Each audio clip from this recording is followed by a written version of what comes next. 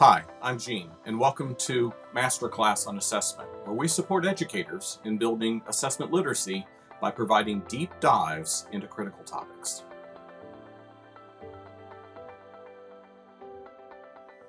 In today's Masterclass, we're going to explore the topic of connecting assessment and instruction. Now, over the years, people have presented a variety of different models to sort of envision what this might look like. One of the more classic ones is the CIA loop, where those letters stand for curriculum, instruction, and assessment. I brought that up in preparation for today's class, and I was taking a look at it, and I realized there's actually some fairly significant shortcomings there because it suggests that this is a loop and a process, and in my mind, the process was not completely articulated. So I began to add to it. What if it began with curriculum? And then, of course, based on your curriculum, you provide some instruction. But after you've provided some degree of instruction, the next thing that most teachers want to do is do a little bit of assessment to determine whether their instruction was adequately received by students. And if it was the case that students began to understand the concept, then often we want to turn loose students to do some independent practice. But even when they're practicing independently, there's always a need for a flow of assessment information to make sure that their practice is going well. And then maybe it gets back to curriculum. But after I started thinking about it even more, it got even more muddled. And I would suggest to you that trying to map out this flow chart might actually be a relatively futile exercise. But I think there are some critical ideas that we need to reflect on. First of all, the main point is there needs to be an assessment to instruction relationship. That assessment needs to be related to and guide instruction, and instruction needs to be guided by assessment and informed by it. We should be going back and forth between the two in a fairly consistent and regular way. So I've actually decided that rather than showing a flow chart to depict this relationship, there may be more or may not be any more appropriate image than the classical depiction of yin and yang to represent assessment and instruction. You'll notice that within this image, yin and yang are not divided by a straight line. It is a curved line, which suggests that this is a process or an ongoing flow. And even within the center of yin, you see a dot of yang, and even within the center of yang, you see a dot of yin. It's classically designed to show that this is fluid, something that goes back and forth. And I think that's a wonderful depiction for what the optimum assessment to instruction relationship ought to be. So, with this idea of fluidity and a process that goes back and forth, let's now lay on top of that a consideration that also, as we're running our schools and undertaking our daily activities, we're doing so through an MTSS or multi-tiered systems of support framework. Now, when MTSS comes to mind, I want to point out to you a really critical consideration. And that is the reality that multi-tiered systems of support, they require a lot of assessment. Through that process, we're required to screen kids 3 times a year, fall, winter, and spring. And then any students that we place into an intervention, we know that we are required to progress monitor them.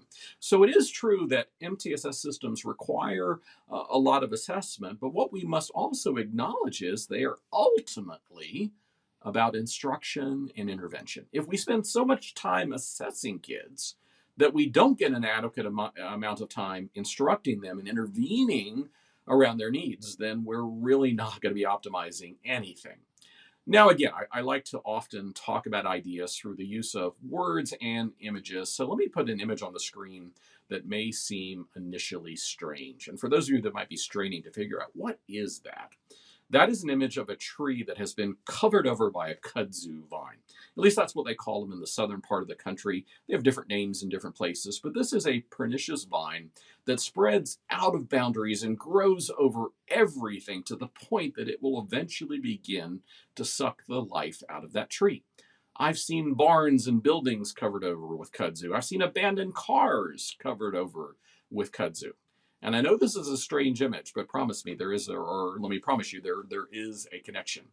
I show this to you because I think it has an insight to offer, and that is that within MTSS, assessment should function like a ground cover, not kudzu. And what I mean by that is assessment has a place to be and a job to do, But if we're not careful and if we don't choose the right tools, assessment begins to crawl out of its boundaries and creep into other places. And if we allow it to creep needlessly into too many other places, it can begin to suck the life out of the process. So, within the levels of instructional service that are provided with MTSS or RTI, if you are still using that particular term, both of those models have actually been compared to, and some people say that those models are actually based on a medical triage model. Now, I have several definitions of triage up there. It basically talks about measuring the patients, in our case, students, to determine the severity of their needs. But I want to call your attention to the third definition, one towards the bottom of the screen there, coming actually from Merriam-Webster dictionary, where there's a reference to resources that we screen or we triage students to determine the levels of their needs so that we can allocate our resources appropriately. And this brings me back to one of the most unusual, but I think one of the most useful ways of envisioning MTSS, which is to say that it is a framework for resource allocation.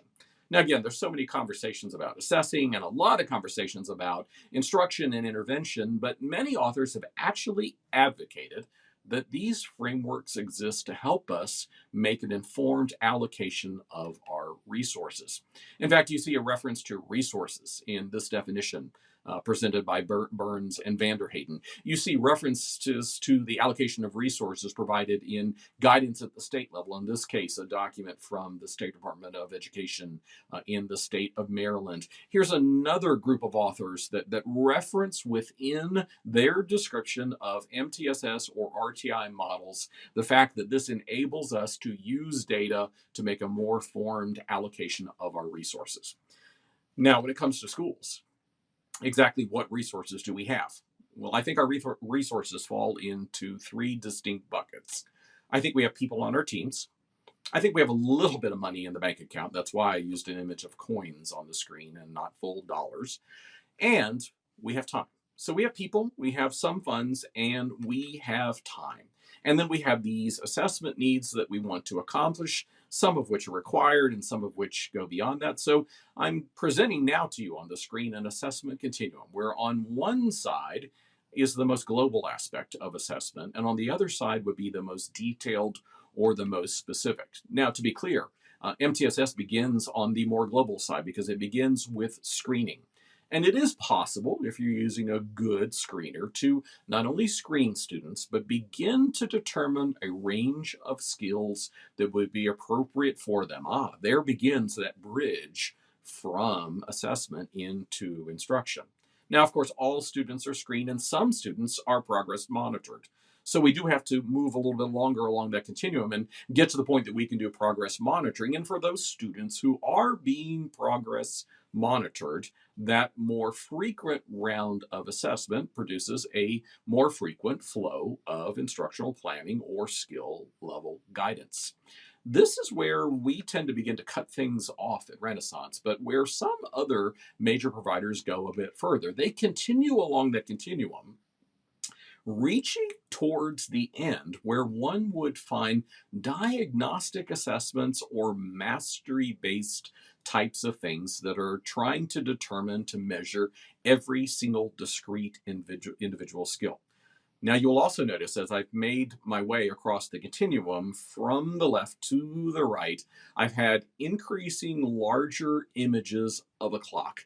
Because the further we move along that continuum, the more time it takes. And I would suggest to you that among the limited resources we have in schools, often time may be the most precious one that we have.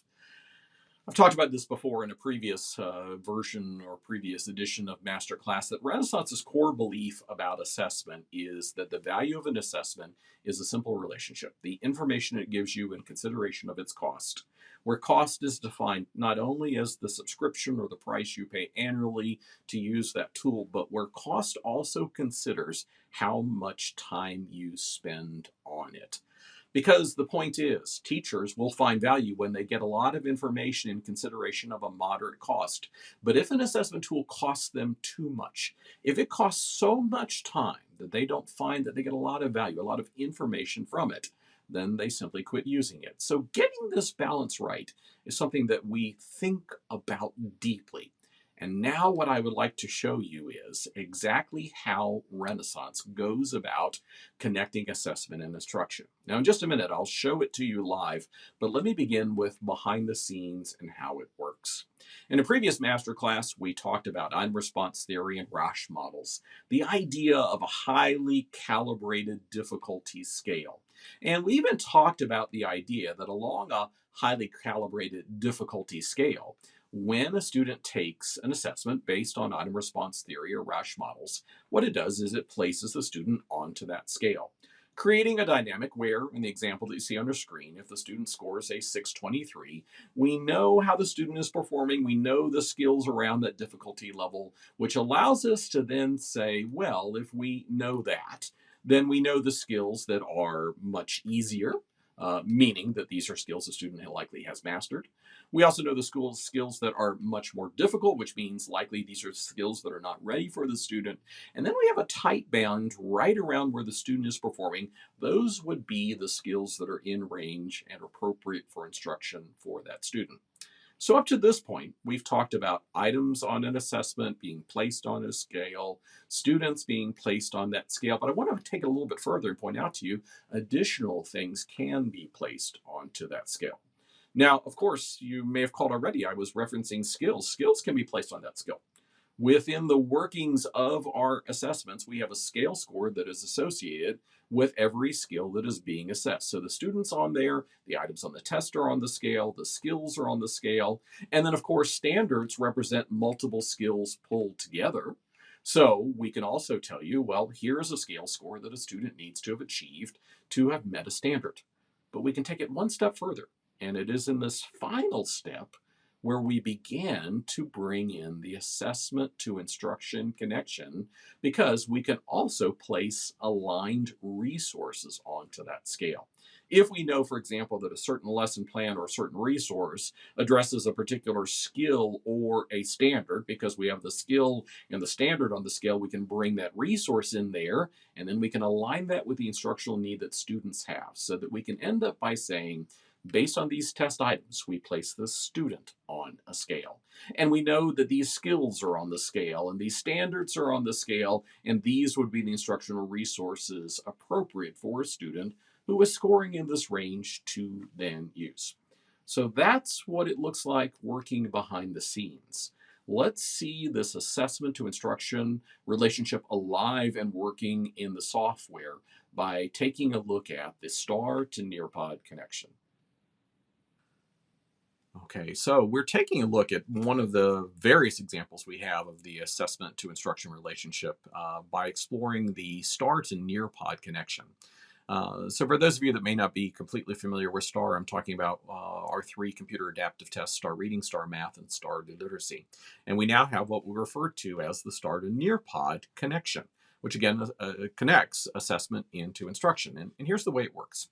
When you log in to your STAR platform and you choose record book, now I'm demonstrating by using STAR Reading, doesn't matter. It explains or displays exactly the same way in either STAR Literacy or STAR Math. When you log in and click on record book, then what you're immediately given is a summary of how your students are performing in relation to benchmarks that you have set. So we see colors like red, yellow, green, and blue. It's basically depicting whether students are above, approaching, below, or well below the benchmark that you set. But the connection is found to instruction under this blue button that says Plan Instruction with Nearpod. When we click on it, we're given several different ways that we could plan. We can plan for a group of students, STAR Forms groups, or you can create your own. We can plan for an individual student, and in the case of both of those two options, planning for a group or a student basically takes you right to that range of skills that I was talking about a little bit earlier. Or we can choose to browse skills. using the third option, or we can type in a term down at the bottom and search for that keyword. Now, for our purposes here, because it illustrates something I think very powerful, I'm going to choose to click on Browse Skills. So let's suppose that I am working with a I'll say fifth grade language arts class. So I've clicked on 5. And what I'm doing, or my mindset as a teacher, is I want to find some of the grade level standards that relate to the unit that I have coming up next. Now, actually, as we're getting deeper into our Masterclass series, we're seeing a lot of things going on. We're seeing the skills in here that are all part of our learning progression. If you scroll down, you'll find some skills that have a lightning bolt icon next to them, which denotes that they are focus skills. So suppose, for example, that I land on this particular focus skill here, which talks about reading and regularly, independently, at appropriate text for sustained periods of time. It has the lightning bolt underneath there, which tells me, again, that that is a focus skill. Immediately to the right side there, what you see is the ability to click and go directly to Nearpod lessons that relate to that skill. So if I'd like some instruction for my students related to this particular skill, I simply click one of these lessons to the right, in which case it will then open up the Nearpod platform in a separate window where you can use that platform to either deliver that through a live participation mode in front of a class or a group of kids, or whether you can make this an after hours assignment for students where they log in during a certain period of time and work on it. But I want to show you something also that's incredibly powerful here. Underneath this particular skill that we were looking at, there is a notation that says prerequisite skills and that says recommended for students. If you have gone in and clicked around and found skills, then what this is particularly saying is these students may not be ready for that skill you are about to undertake. It's looking at their most recent STAR testing data and saying, remember the difficulty scale? It's saying the difficulty of the skill that you are about to teach is above where these students were performing. So if you would like some ways to prepare them, what you could do is go in and review some of the prerequisite skills. This is simply one of many examples we have of trying to make powerful connections both between assessment and instruction. In FastBridge, that can become some of our intervention tools that are embedded in there, the combinations of the adaptive test and the curriculum-based measures as well. A variety of things offered to you to, again, not see this as a stark dichotomy of assessment on one side and instruction on the other. It's about bringing them both together in a process that is fluid. Now, in previous sessions of Masterclass, we've talked about reliability and validity, how you can see those in technical manuals, and how you can see ratings at the National Center for Intensive Intervention. We've talked about the ways that assessments are built and how they become part of overall assessment systems. But the real Masterclass moment that I would like to offer to you today is the truth that, in many ways, most widely used and widely adopted assessment tools they have a fairly adequate degree of reliability or validity, or they simply would not exist. Now, there are some differences. Some can be a little bit more reliable, and some can perform better at certain grade levels, which we've seen as the case for particularly Renaissance's STAR assessments at the high school level. But as a general rule of thumb, the tools that are on the market are reliable and valid in many ways. I would suggest to you, though, that the real difference between different providers and different tools may actually be more around the philosophy used about how they are created, the philosophy that operates behind them. As I said earlier, we were talking about the different needs of screening and progress monitoring and the use of how long an assessment is, how much time is going to be allocated. And what I said was screening can be accomplished relatively quickly. Progress monitoring requires some more time, either through the repeated use of an assessment or through the use of different particular probes related to the screening assessment. But here's what I want you to think about. As I said before, when it comes to screening and progress monitoring and diagnostic types of assessment, within our primary assessment tools, being FastBridge and STAR from Renaissance, we target our attention and our focus on screening and progress monitoring. And then what we actually do is we leave other tools to be used for in-depth diagnostic and mastery purposes. Here's why. As you begin to move beyond progress monitoring, on the assessment continuum that we've been looking at, what begins to happen is the amount of time required to move further to the right increases exponentially. In other words, the difference between what's necessary to do screening and progress monitoring, if you want to then move into true diagnostic assessment, the amount of time necessary begins to increase really, really dramatically. Also, to think about the entire premise of MTSS and RTI, which again is to help us allocate our resources really well. It begins with screening. And what do most schools find when they screen? They find that 50, 60, maybe 70% of more students are meeting or exceeding the benchmark. And at the point that they are meeting or exceeding the benchmark, the message around RTI or MTSS is, well, then continue with your Core 1 program. So if we're going to find at the end of this process, the majority of kids are where they need to be, and at the end of their journey is going to be, well, just continue what you're doing in terms of your tier 1 program. It's working well. If that's the case, then for most students, we do not need deep diagnostic mastery level information. To attempt to collect it on every single student would be an incredibly inefficient thing. It wouldn't be an appropriate allocation of our resources. Let's reserve that time to only go deep with students who need that. Going back to medical analogies here and using the triage model, I would ask you, why would a physician do in-depth testing of a patient that is healthy? Of course, they would not. But again, along this continuum, if your assessment tool is trying to constantly get in-depth information, in fact, some of our competitive products are titled, diagnostic assessment.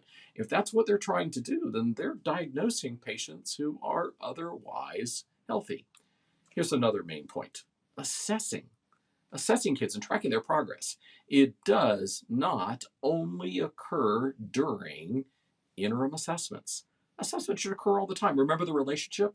Assessment occurs both formally and informally in the classroom with formative assessment strategies or other tools. You may be using particular item banks to build end of unit, end of chapter, end of course assessment. That's assessment as well. There's a wide variety of ways that assessment actually takes place in the classroom, and it's a misguided thing to look for an interim assessment tool to do it all. Remember our conversation in the previous masterclass about assessment systems.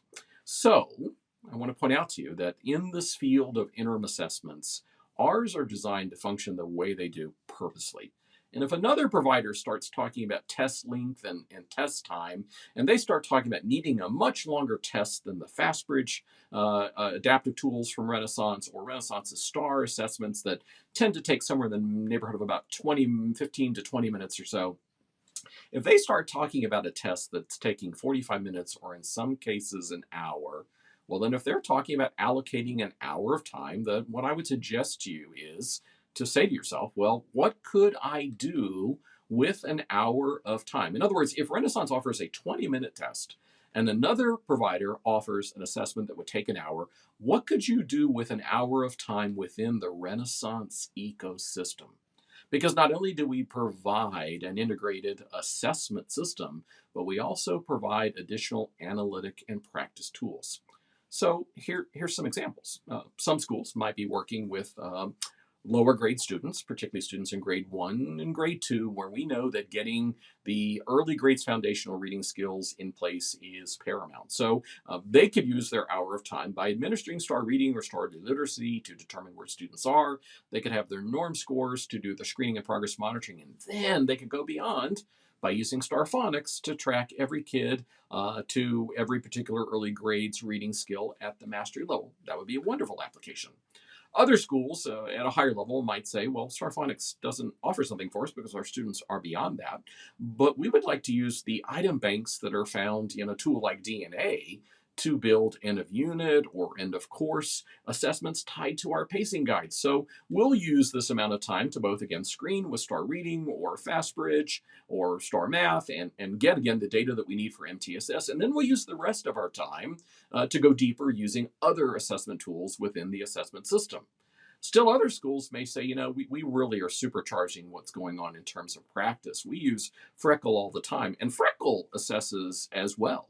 It's constantly tracking how students are doing on the skills that they are practicing. So again, we'll administer either STAR or FastBridge to do what we need in terms of screening and progress monitoring. And then we know that both of those tools place students right into Freckle and give them the starting point. And from there, Freckle will provide the additional assessment information that we need. Again, the whole point is assessment occurs in many different places, and you should be free to choose the way that you would like to build your system at your school. I ask you, in the same way that we ask teachers to personalize instruction for students, shouldn't assessment and educational technology providers also allow schools to personalize their choice and their use of tools, which is exactly what we are doing within the Renaissance ecosystem.